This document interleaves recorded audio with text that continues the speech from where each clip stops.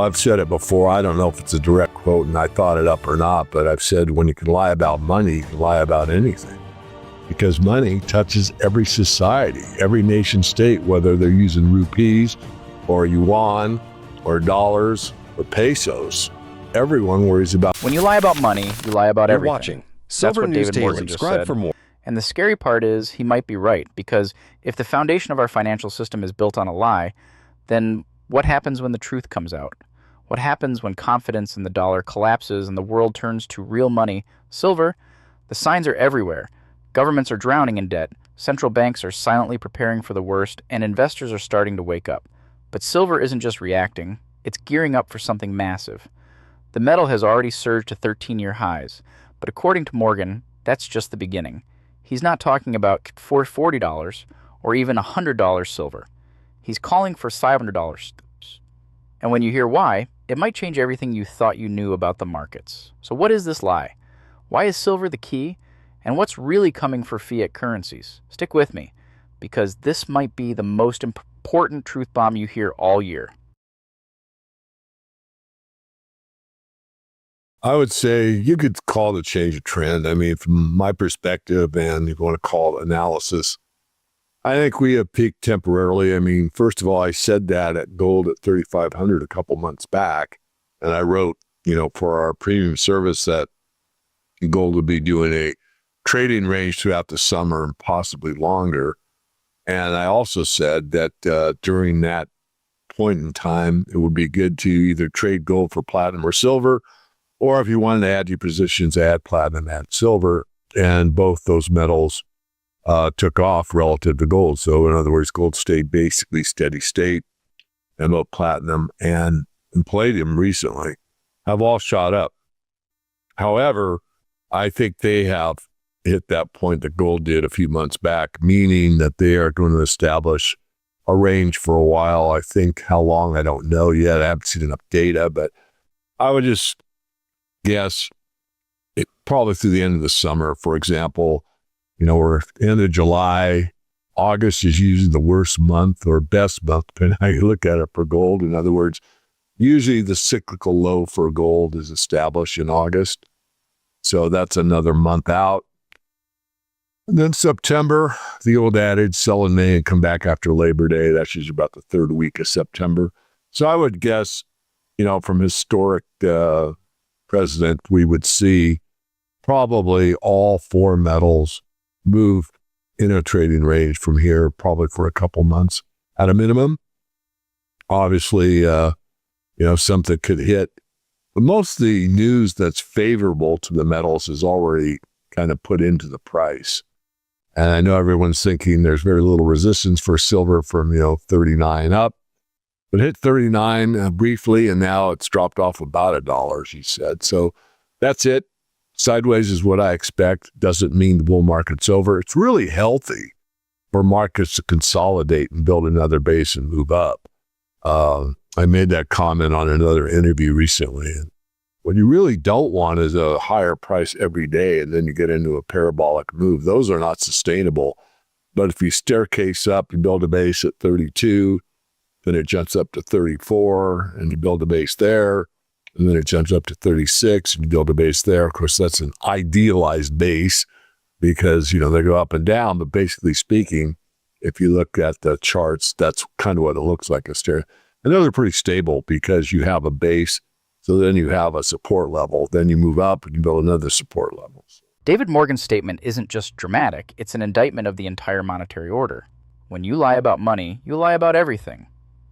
It sounds extreme, until you realize that every dollar in your pocket, every digital balance in your bank account is backed by nothing. Not gold, not silver, not anything of tangible value. Just promises. Promises made by governments who spend more than they earn, central banks that conjure liquidity out of thin air, and a financial elite that benefits from inflation while the rest of us watch our purchasing power dissolve. Fiat money, at its core, is a belief system, and that belief is cracking. Let's not forget what fiat really means. It's Latin for "let it be done." These currencies exist not because they have value, but because governments declare them legal tender. And over time, every fiat currency in history has followed the same path: devaluation, debasement, and eventually destruction. From the Roman denarius to the Weimar mark, from the Zimbabwe dollar to Venezuela's bolivar, the story repeats. And now, with the US dollar and other global currencies facing unprecedented money printing, rising debt to GDP ratios, and falling trust, we may be witnessing the beginning of the endgame. And what happens when the money breaks? Everything tied to it unravels. Savings, pensions, investments, they're all priced in a currency that's losing integrity. That's why Morgan's warning hits so hard. Because if you can't trust money, how do you price assets? How do you plan for the future? This is the lie beneath the surface, one that governments and central banks have spent decades trying to cover up with stimulus checks, QE programs, and manipulated inflation statistics. But the curtain is being pulled back, and as that trust disintegrates, something real, something tangible will have to take its place. And that's where silver enters the picture. Well, as we both know, the tariff situation is like playing 21 at Las Vegas. You could keep rolling the dice over and over and coming up with a different number. But on the basis of what you asked me, yeah, I think there's a little more stability, a little more reconciling what these tariffs are really going to look like, and a little more solidity to the proposition that, here's what we're going to do. And you can kind of like depend on that. So, yeah, I think markets hate instability. They hate the unknown. So even though tariffs might not be suitable to the counterparty that has to pay them, once they are established and consistent and they know what they're going to be for some, time frame, then the market can kind of, take that in and work with it. Silver has always been more than just a shiny metal. It's the antidote to monetary deception. Long before paper notes and digital ledgers, silver was money, real money, tangible, trusted, and impossible to print into oblivion. And in every major collapse of fiat systems throughout history, silver has been the asset people run to when they can't trust their currency. Why? Because silver doesn't lie. It doesn't rely on government trust or central bank policy. Its value is intrinsic, and its history is unmatched. In fact, silver has served as a global standard for trade and savings for over 5,000 years. The Greek drachma, the Roman denarius, the Spanish real. These were all silver-based systems that held value across continents and empires. Even the US dollar itself was once backed by silver until the lies started stacking up and governments quietly removed the backing. Nixon's closure of the gold window in 1971 may have made headlines, but the phasing out of silver in coinage was just as devastating. It marked the final shift into a fully fiat world, a world built on nothing but promises. But here's what makes this moment unique. Silver is no longer just a monetary hedge, it's also a critical industrial metal. That dual identity gives it a special kind of power in today's fragile system. On one side, it's the historic safe haven that investors flock to in times of economic chaos. On the other, it's the irreplaceable component in solar panels, electric vehicles, and 5G technology. That means its value isn't just preserved by fear, it's also being pulled higher by real-world necessity. And that puts silver in a league of its own.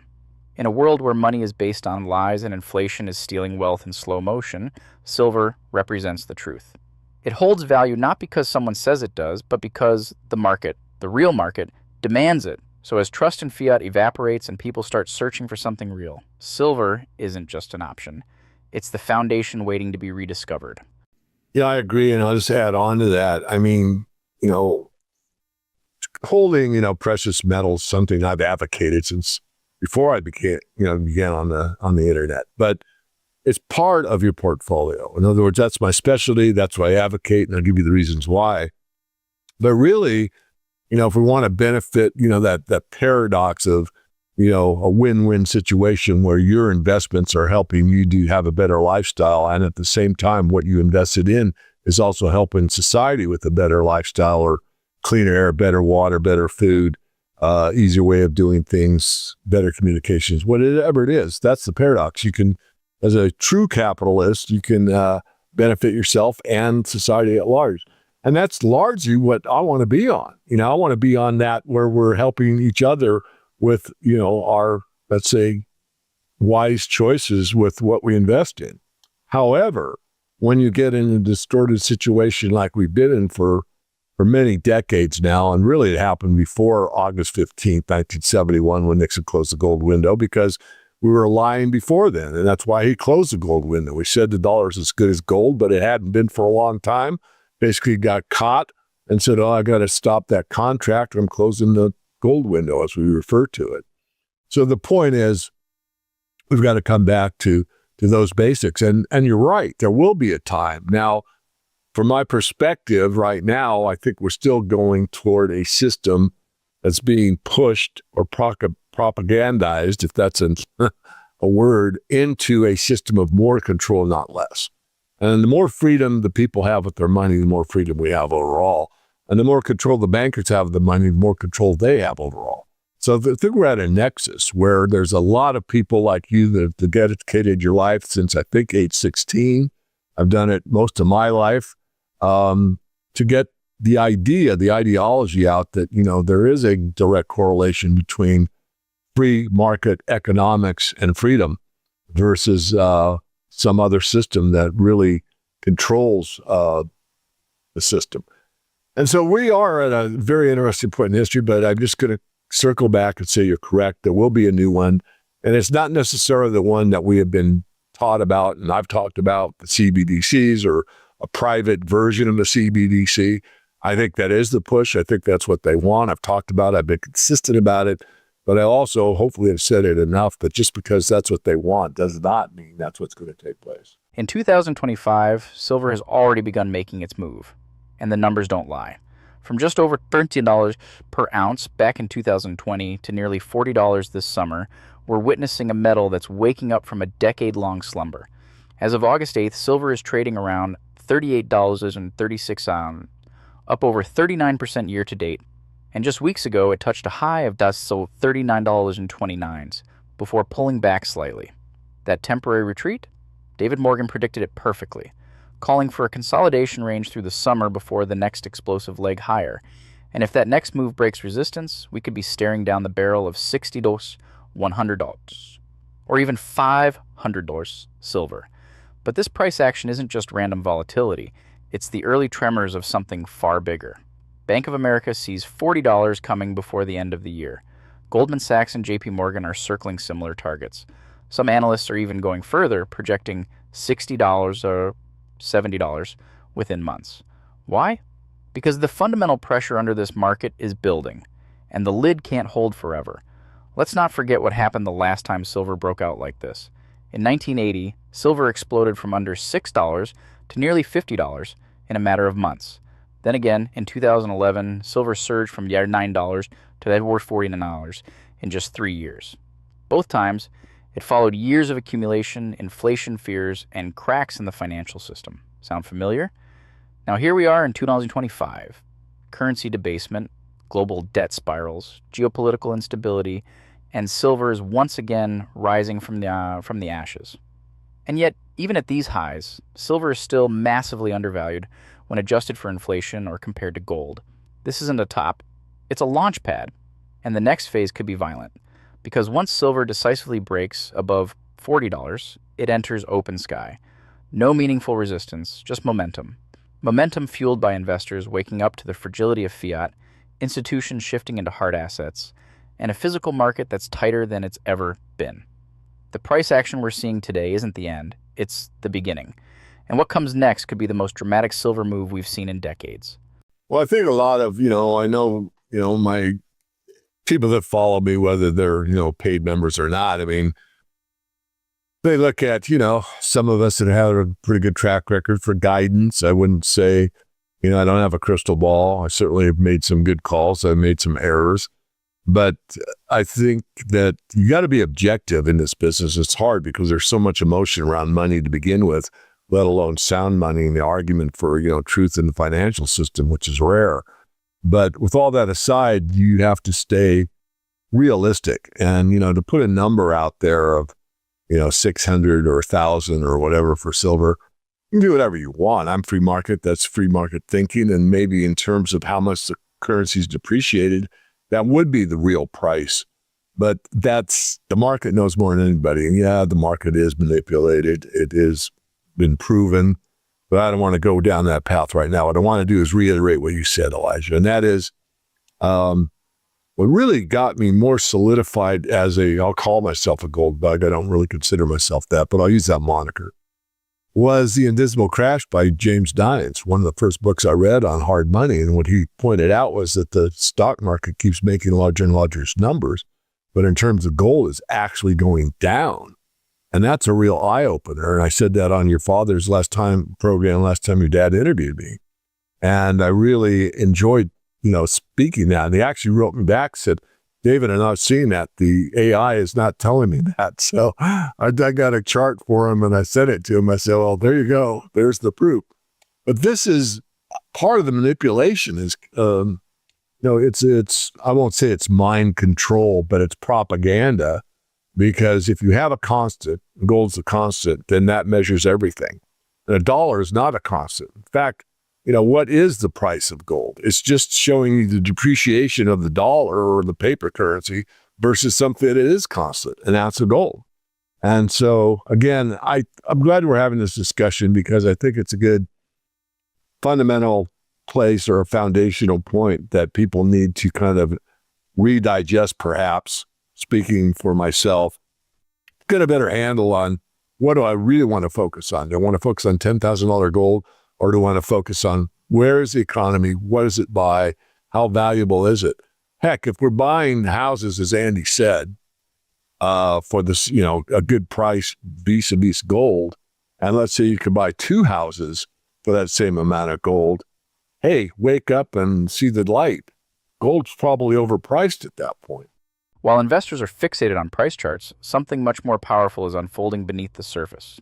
Industrial demand is rewriting the entire silver equation. We're not talking about marginal gains either. In 2024, industrial silver demand hit an all-time high of 780.5 million ounces, up 11% from the previous year. And the driver behind this surge isn't speculative buying, it's the unstoppable momentum of global green energy and advanced technology. Take solar energy, for instance. Just 2 years ago, photovoltaic demand accounted for about 118 million ounces. In 2024, that number doubled to 232 million ounces, and the forecast shows no signs of slowing down. Analysts expect solar demand to reach 273 million ounces annually by 2030, if not sooner, fueling a runaway demand curve that's not only predictable, but locked in by government policy worldwide. But solar is just the beginning. Electric vehicles are rolling out faster than ever, and silver is essential to their electrical systems. Each EV contains up to 50 grams of silver. Multiply that across millions of units, and the numbers become staggering. Add in 5G infrastructure, smart grids, and medical tech, and you're looking at a world that cannot function without silver.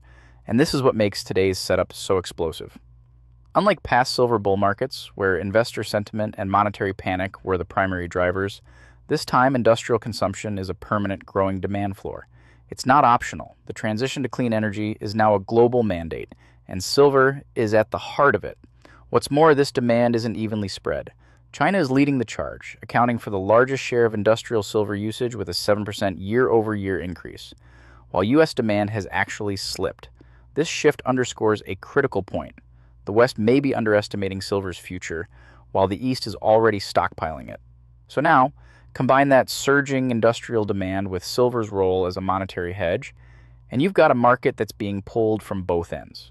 Investors want it for protection. Industry needs it to function. And as both forces grow, the supply just can't keep up. This isn't just a rally, it's a structural transformation of the silver market. Good indexes. There's a gentleman that most of our viewers would probably be familiar with, Charles Nenner. And Nenner is very, very bold in his predictions, but he's also very accurate. And for an example, if we went from the high level of the Dow right now down to 5,000, for an example, thought experiment. David, it's never going to happen. I'm not that bold. I don't know the future. And gold made it to 5,000. Well, that would be a very interesting place to contemplate because many of us, many in our peer group, talk about the gold to Dow ratio. And when the gold to Dow ratio hits 1, that's a pretty good sign that we've hit a top in the gold market, or conversely, a bottom of the stock market. I'm not saying that's going to happen. What I'm trying to convey, and I want to convey very strongly, is that the price of gold is what most everyone focuses on. But really, you want the value of gold. And this is something that Mike Maloney does very well. He talks about how much of a house do you get for an ounce of gold, how many barrels of oil, how many bushels of wheat, how much of the Dow Jones Industrial Average. And so if you thought about, let's say, a contraction in the economy and the housing prices came down nationwide, we just use the U.S. for an example, let's say 1/3, but gold went up by that $2,000 or $1,500 from $3,500 to $5,000. So you got that increase in gold and you got a decrease in the housing market or maybe the bond market or the stock market or the automobile market, which is suffering badly. So you have to look at it in terms of what do I get for that? So it's not always a function of price. That's what we're taught to think, and we think prices all the time. But really, I think a better and more accurate measure is to look at what it buys in terms of other hard assets. But here's the kicker. While demand is exploding, supply is going in the opposite direction. The global silver market is facing its 5th consecutive year of deficit, and 2025 is already shaping up to be one of the tightest years yet. Current estimates show a shortfall of 117.7 million ounces, with some projections stretching that number as high as 149 million. To put that in perspective, the cumulative deficit from 2021 to 2024 totals nearly 678 million ounces. That's almost an entire year of global mine production gone. And it's not just a short-term blip. Mine output has been steadily declining since its 2016 peak of 900.1 million ounces. Despite prices climbing sharply, more than doubling since 2020, production simply isn't responding. Why? Because silver isn't easy to mine profitably. Over 70% of silver comes as a byproduct from other metals like lead, zinc, and copper.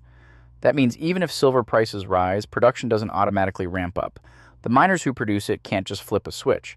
And those who do mine silver directly are already operating under tight margins and increasingly stringent environmental regulations. Metals Focus, one of the top forecasting agencies, has gone on record stating that mine supply growth is expected to remain modest, with only minimal increases globally. So even as the world screams for more silver, whether for solar panels, EVs, or monetary hedges, there's simply not enough new supply coming online. Meanwhile, above-ground stockpiles are dwindling, COMEX vaults are thinning out, and the physical market is experiencing delays and shortages. Bullion dealers are reporting higher premiums, longer lead times, and increasing demand from institutional buyers. And as these pressures build, it becomes harder and harder to maintain the illusion that silver is just another commodity. The reality is this: we are heading straight into a structural supply crisis, one where the metal needed to power our green future and protect our financial present is running out at the same time. That convergence is rare. It's volatile, and it's the kind of setup that doesn't just lead to price increases, it leads to breakouts. And when supply can't meet demand, especially in a market this small and thinly traded, the results can be explosive. Yeah, I think we're at again, that trading range. And that's what I call an indecision pattern. It's kind of equal bulls and equal bears. No one's really winning. The bears win and the market goes down $100. The bulls win and it goes up $100. I'm referring to gold. And that means that just what I said. So what's going to take it to 4,000? Well, the bulls have to win. There has to be more buying pressure than selling pressure. What would cause that? Well, there's a number of things, but most are out there already. The war situation, Middle East, Ukraine hasn't gone away, flare-ups in Pakistan that have cooled off. So all of those things that are really favorable to an increase in gold prices are already there and pretty well known. So what's going to take it to the next level? And that would probably be something in the financial sphere where we have, let's say another bond auction and no one shows up, as an example, where, yields are actually forced higher because demand is nothing. So to sweeten the deal, prices, their yield gets pushed higher. And that's just an idea. I'm not saying that's going to happen. I'm just giving you an example. But I am still of the mindset that it will get there, but maybe not as easily as we went from the 2000 level, which we finally broke through and hit 3,500 pretty quickly. I think we're going to need to kind of work this base and then go higher. $500 more is a nice move, but nothing like the $1,500 that we saw from the 2000 level. Eventually, I think we're going to see even higher than 4,000, but I'm writing a report right now, and depending on the overall global economic climate and what happens in the, I would say, non-reality of the stock market. Just before we get going, we just launched the official Silver News Daily Telegram. To kick things off, we're running a 10-ounce silver giveaway. Yes, real physical silver, not a voucher, not digital credits, actual bullion. This Telegram will be our new home for real-time silver discussions, market insights, collection picks, and everything precious metals. It's where the community truly comes alive. Here's how to enter the 10-ounce silver giveaway. Be subscribed to Silver News Daily on YouTube. Turn on the notification bell. Comment 10-ounce giveaway on 3 separate videos. Be an active member of the Telegram group and say hi. Once we hit 500 active Telegram members, we'll pick one lucky winner to receive 10 ounces of silver shipped directly to you. So get in early, stay active. And that explosion might come from a place few dare to mention, manipulation. Because for decades, silver hasn't just been undervalued, it's been systematically suppressed. David Morgan himself acknowledges it. Manipulation in the silver market is real, it's proven, and it's been distorting price discovery for years. But here's the twist. Despite the paper games, the physical market is starting to break free. The signs are all there. COMEX inventories are under pressure. Lease rates, normally hovering near zero, are spiking. And premiums on physical bullion are widening, even when spot prices barely move. So how is the price still being held down? Through massive short positions, primarily on paper, markets like the COMEX, where contracts far outnumber the actual ounces available for delivery. Big institutions, some of whom have paid fines in the past for manipulation, sell silver they don't own to cap rallies and shake out weak hands. But this suppression can't last forever, because in the end, the real world always wins. You can manipulate a chart, but you can't fake a shortage, and that's exactly what's happening now. Physical tightness is exposing the cracks in the system. Investors are pulling their ounces out of vaults. Industrial buyers are struggling to lock in long-term contracts, and sovereign mints are scrambling to keep up with demand. The paper market may still look calm, but underneath, it's chaos. When the moment comes that paper contracts can't be settled with physical delivery, everything changes. The artificial ceiling vanishes, and silver reverts to its true price. That's what Morgan means when he shifts the focus from manipulation to fundamentals, because the manipulation can only work when there's enough supply to plug the holes. But when both investors and industries are chasing a shrinking pool of physical silver, suppression becomes impossible. It's no longer about if the dam will break, it's about when. And when it does, all that pent-up energy, decades of distorted price action, gets unleashed in a single violent move. A short squeeze, not just on traders, but on the entire global system that's been pretending silver doesn't matter. But silver does matter. And it's about to remind everyone why. Yeah, I could just say a few words. First of all, platinum and palladium actually do hold the exact requisites for a classic money. They're scarce, they're divisible, they're fungible, all those things, but they are not considered money by even hard money advocates such as myself. However, there are opportunities in those two metals, and I want to just bring them to the fore. I've thought for years, Elijah, why are these two metals even on the futures exchange? They are such a small market, and they really could be a cash market only. I mean, as I've said before, maybe not on your show, but I mean, you used to have eggs and milk on the futures exchange, and both of them were taken off because, those are basically cash markets. Do the prices of eggs and milk change? Yes, they do. Can you be hedged? Yes, you can. You don't need a futures exchange to make a hedge. So that to me would be a more correct way, if I could say that, for platinum and palladium. But nonetheless, it is on the futures exchange. They are very tight. The outlook for both metals is, in theory, let me say it twice, in theory, you could run out of metal in a few years. That won't happen. The market will correct it. But nonetheless, still see opportunities in all four metals. But again, I think we need to consolidate further before that happens. While silver builds pressure from underneath, gold has already made its move, and that sets the stage for what happens next. In April 2025, gold hit an all-time high of $3,500.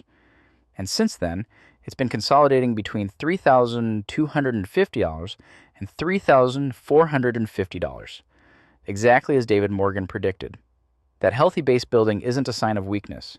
It's the calm before the next storm. HSBC expects volatility between $3,100 and $7,000, while JP Morgan has already raised their year-end target to $35,000 and sees gold breaking $1,000 by Q2 of 2026. But here's what matters for silver. Historically, when gold surges first, silver doesn't just follow, it slingshots. We've seen this playbook before. In 1980, gold hit bundle $850, but silver went from under $6,000 to $49. In 2011, gold reached $1,900. And silver? It shot up from $9 to nearly $50 again. The pattern is clear. Silver lags, then outperforms. And right now, we're seeing that lag again. Gold is breaking records while silver remains suppressed, stuck well below its inflation-adjusted highs. But that won't last. The gold-to-silver ratio is still flashing bright red. Currently hovering in the 80.1 range, it's a massive signal that silver is undervalued relative to gold. And every time that ratio has reversed in the past, silver has delivered explosive gains. But this isn't just about ratios, it's about momentum. As gold climbs higher and investors look for the next big opportunity, silver becomes the obvious play. It's cheaper, it's more volatile, and it has the same safe haven appeal, plus industrial utility. It's like buying a call option on monetary chaos, with industrial growth baked in. And when the money starts flowing into silver, it won't trickle, it will flood. Because unlike gold, silver's market is small, shockingly small. A few $billion in inflows can move it dramatically. And when gold is already proving that hard assets are back in fashion, silver becomes the logical next step. The slingshot is pulled tight. The gold market has already fired, and silver is next in line. And when it launches, history suggests it doesn't stop at fair value. It overshoots violently. Well, I agree. I think it's a transition. I mean, it comes down to trust. I used the word faith a minute ago. I mean, people rather than having faith in God have faith in a currency, and the currency is a false faith. We know that. Faith in gold and silver isn't really anything more than something that people have trusted for thousands of years, and it can't be inflated away. So I think that's a transition where we all get back on the same page and say, okay, look, here's the problem. We couldn't trust our government to keep a currency stable. We can trust a gold coin. It's going to always be a gold coin of this weight. And today I value it for that much of a house or that much of bushels of wheat or whatever it be.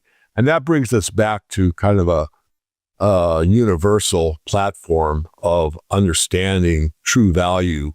And from that, we could go into, a betterment, across the board in society at large, because, I've said it before. I don't know if it's a direct quote and I thought it up or not, but I've said when you can lie about money, you can lie about anything, because money touches every society, every nation state, whether they're using rupees or yuan or dollars or pesos. Everyone worries about their money, and they worry about it as far as, they're making enough of it. And if they have a lot of it, they worry about, are they going to lose it, or who's the real friends? Because they're so rich, they don't really know if they're getting interaction from people that really want to be with them or with their money. That's kind of sad in all those things. So I think getting back to basics is really important. I still look at the precious metals, as I said a moment ago, as being probably a transition to the next system. And the next system, in my view, doesn't have to be a digital-based track, trace, and tax system that's being outlined for us constantly. It could be one much, much better than that. If you want proof that the world's biggest players are quietly preparing for monetary turmoil, look no further than central banks and what they're doing with gold. In just the first quarter of 2025, central banks bought a staggering 244 tons of gold. That puts them on track for a fourth straight year of purchases exceeding 1,000 tons. This isn't a coincidence. This is a shift in global strategy. Central banks are no longer pretending that fiat currencies are stable. They're not buying bonds. They're not buying stocks. They're buying hard money. They're buying gold. But here's the irony. While the institutions that print the money are loading up on real assets, the average investor is still asleep. Central banks now make up nearly 25% of global gold demand. Their buying is structural, not speculative, and it's not slowing down. Even with a slight dip in Q2 to 166.5 tons, the trend is unmistakable. In a recent survey, 95% of central bankers said they expect official gold reserves to keep increasing. Why? Because they know exactly what's coming: inflation, currency devaluation, debt crises. And when that storm hits, they don't want to be holding paper. They want metal. But the real question is, if gold is good enough for central banks, what does that say about silver? The truth is, silver is still flying under the radar, but not for long. While gold is being hoarded by governments, silver is being consumed by industry. It's being used up permanently. And that's what makes this moment so unique. Gold might be the traditional hedge, but silver is the leverage play. It's the underdog with utility, scarcity, and upside. And let's not forget, silver used to be part of the monetary reserves too. For thousands of years, it shared the throne with gold as real money. But today, it trades at a fraction of its historical valuation, even as the very institutions who once suppressed precious metals are now turning back to them for safety. This isn't just about inflation hedging anymore. It's about survival. It's about what you trust when everything else fails. And if central banks are moving out of fiat and into gold, the rest of the world might soon follow into silver. Well, I give it a shot. I was pretty inspired here the last couple of months. I mean, it was the 4th of July, and I guess I was riding myself fairly hard, meaning that, what have I accomplished what I've wanted to achieve, which is to educate people enough for them to make up their own darn mind whether or not the system that we have is one that they would have chosen freely or not. And so I wrote that piece about, money and on the 4th of July, money and freedom, basically. And then I was inspired again to talk about, how much our faith, from my perspective, has been diminished over the last few decades. And where's the faith now? And the faith it's not in God, it's in the other God. And what's that? Primarily it's money. And so I just took off on that theme and thought, what does it really do? And so when you put your faith in, let's say, a false idol, then it revolves around value. And the propaganda is extremely good at this. I'm writing about it in the Morgan Report this month about the U.S. economies run 70% on the consumer. That's kind of ridiculous, but that's our economy. And so we look for things outside of ourselves. So you've heard me say this before, Elijah, but always look for what you have, not what you have. And what I mean by that statement, I look for what you have as an individual as far as your integrity, your character, your moral values, your worldview, what you bring to the game rather than what you can get from it. That's your internal self. That's your relationship with whatever higher power you want to believe in or not. But it's your integrity. It's your authentic self. And what we're taught is what you have, which is everything external to you. What kind of car do you have? What kind of house? What kind of yacht? Who are your friends? What's your selfie look like? What's your social media profile look like? What kind of meals do you have? I mean, people take pictures of their meals and put it on social media. I mean, I'm not going to, if I'm free market, you're free to do that. And you are. To me, it's it's a little interesting, but this is the society we have. So we're looking outside of ourselves for that fulfillment, which you'll never get. You're going to get it from the heart outward. It's how big a heart do you have? I mean, some of the greatest stories ever told have to do with the underdog that has a big heart and is able to overcome all kinds of obstacles and move forward. So hopefully that's summarized it in a way that people can understand what my true meaning was in that piece, because I've seen it happen more and more as I've gotten older and older. And I'm just calling them as I see them. And you'll find as you get older, Elijah, I know you're still, quite young, at least relative to me, but you will, or I will speak for myself, you get a little more crotchety, which means you're a little more edgy and you're more prone to speak out a little harsher maybe than you were in the past, because, the political correctness is waning more and more, I'll say. As if monetary debasement and industrial strain weren't enough, 2025 has delivered another accelerant to silver's fire: geopolitical chaos. With Trump's tariffs roaring back into action, including new duties on 1 kilogram gold bars, markets have been thrown into uncertainty. Investors aren't just watching economic charts anymore. They're watching headlines, trade wars, and political powder kegs. And when uncertainty strikes, capital flees to safety. That's why gold futures spiked to a record on $3,534 on the back of tariff fears alone. But here's where it gets interesting. Silver didn't react as quickly. Yet. This is classic silver behavior. It waits, it absorbs, and then it explodes. While gold is often the first responder in moments of panic, silver is the second wave, the surge that catches everyone off guard. And right now, that wave is building behind the scenes. Trade tensions aren't just fueling fear, they're destabilizing currencies. With new tariffs targeting multiple countries and inflationary pressure surging, markets are now pricing in a 91% chance of Federal Reserve rate cuts. Rate cuts mean weaker dollars. Weaker dollars mean stronger metals. And in that kind of environment, silver doesn't just rise. It rips. But there's more. Tariffs don't just drive investor demand. They disrupt global supply chains. That includes silver supply chains. Higher import costs, increased transportation expenses, and renewed protectionism are all tightening the flow of physical silver. And at the same time, demand from industrial users, especially in tariff-exempt nations, is surging to secure stockpiles before things worsen. The result? A squeeze from both ends. Investors are buying for safety, industries are buying for necessity, and suppliers are struggling to keep up. This combination of financial, political, and logistical stress is rare and incredibly volatile. It creates a market where normal rules no longer apply, where a single news event can move prices by dollars, not cents. And silver, being a smaller, thinner, and more emotionally driven market than gold, becomes the perfect pressure valve. All the economic fears, inflationary pressures, and geopolitical risks converge here. And when they do, silver reacts not with a whisper, but with a roar. When I took on that documentary effort, but I think it's going to be quite rewarding to get the final product out. I'm looking for feedback. I'm sure I'm going to have people love it and people that don't, and people critique it and criticize it and all that. And I'm open to all of the input because based on that and also how well it does, I may have it in me to go ahead and make a sequel. I'm not going to say that now because I don't know, but whenever you do a new project, and I'm not a filmmaker, they're making the film. I'm not. I'm just helped produce it and got some of the ideas into it that I wanted to convey.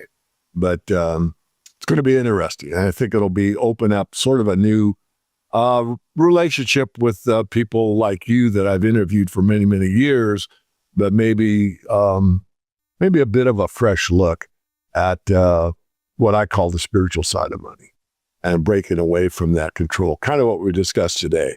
What do you value? Do you value your inner self, your integrity, your character, your moral values, the way you treat others? Or are you more concerned with what's external to yourself that you can never get enough? I mean, if you value everything outside of yourself and really don't have that heart relationship, no amount of Ferraris or yachts or jewelry or gold is going. All of these forces, monetary lies, industrial scarcity, manipulated markets, and geopolitical upheaval, are converging into one inescapable truth. Silver isn't just poised to rise. It's primed to detonate. David Morgan's $500 silver call might sound outrageous at first glance, but when you connect the dots, it becomes less of a prediction and more of an inevitability. Fiat currencies are cracking under the weight of their own deception. Central banks are fleeing to gold. Industrial demand is devouring silver at record pace. Supply deficits are deepening, and the manipulation that's kept prices artificially low for decades is on its last legs. This is a setup unlike anything the market has ever seen. And when silver breaks free, when the physical market finally overpowers the paper games, it won't be a slow climb. It will be violent, fast, and breathtaking. A slingshot from $40 to $100 could happen in weeks. From there, as confidence in fiat evaporates and capital floods into tangible assets, $500 silver isn't just possible. It's logical. If you've been waiting for a signal, this is it. The pieces are already in place. And once silver clears its final resistance levels, the floodgates could swing wide open. But by then, it will be too late to position at today's prices. The institutions will already be in, the headlines will already be blaring, and the average investor will once again be left chasing a runaway market. So don't wait for the crash to wake you up. If you understand the risks, see the writing on the wall, and know the value of real money, then you already know what comes next. Stay sharp, stay informed, and if you found this breakdown useful, make sure to subscribe so you don't miss what's coming next in the silver story. And remember, this is not financial advice. Speak to a professional before making any financial decisions.